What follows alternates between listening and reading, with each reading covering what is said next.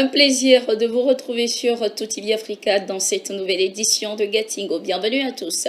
La communauté économique des États de l'Afrique de l'Ouest, CEDEAO, célèbre cette année son 50e anniversaire.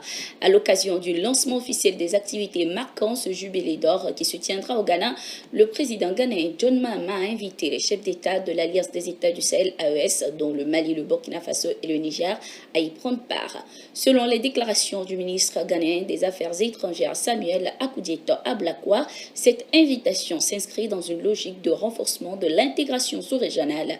Il s'agit d'une initiative, selon lui, diplomatique visant à rétablir les liens et à favoriser la collaboration régionale dans un contexte de tensions croissantes en Afrique de l'Ouest. Le chef de la diplomatie ghanéenne a précisé que cette invitation avait fait l'objet de discussions entre les dirigeants de la CEDEAO qui ont tous donné leur accord pour la présence des dirigeants des pays de l'AES à la cérémonie prévue le 22 avril au Ghana. Pour l'heure, aucune réaction officielle n'a été émise par les dirigeants de l'AES quant à leur participation. Cependant, depuis son arrivée au pouvoir, le président Mahama a multiplié les gestes en faveur de l'intégration régionale. Il avait déjà invité les dirigeants de l'AES à son investiture en janvier 2025, à laquelle avait assisté le capitaine Ibrahim Traoré, président du Faso, ainsi que des représentants du Mali et du Niger. La cérémonie d'ouverture des activités du cinquantenaire de la CEDEAO réuniront plusieurs personnalités politiques de la région, dont les chefs d'État, et le logo commémoratif de l'organisation sera dévoilé à cette occasion. En Côte d'Ivoire, Tidiane Tiama a été désigné candidat unique du Parti démocratique de Côte d'Ivoire, PDCI-RDA, pour l'élection présidentielle prévue dans quelques mois.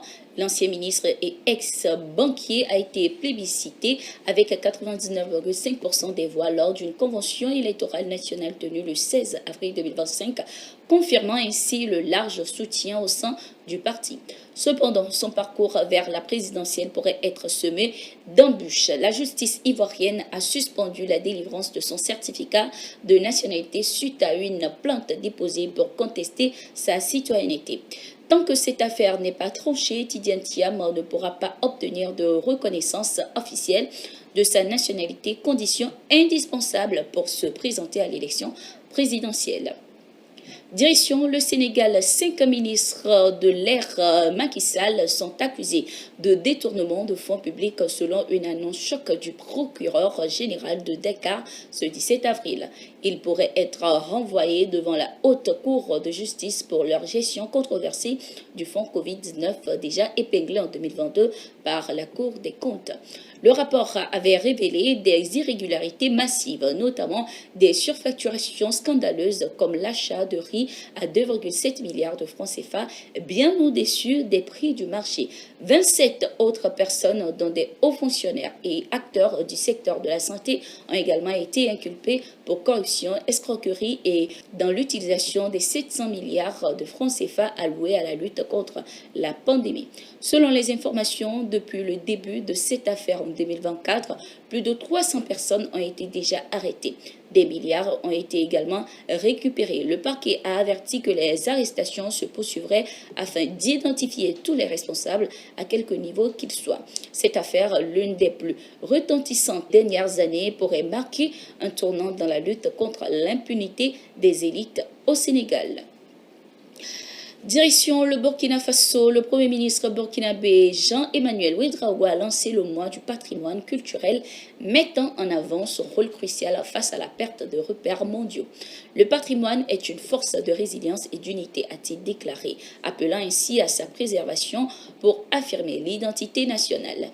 Placé sous le thème patrimoine culturel et développement économique, cet événement vise à sensibiliser les citoyens à sa valorisation. Le ministre de la Culture, Gilbert Ouédraogo, a révélé une fréquentation record des musées nationaux en 2024.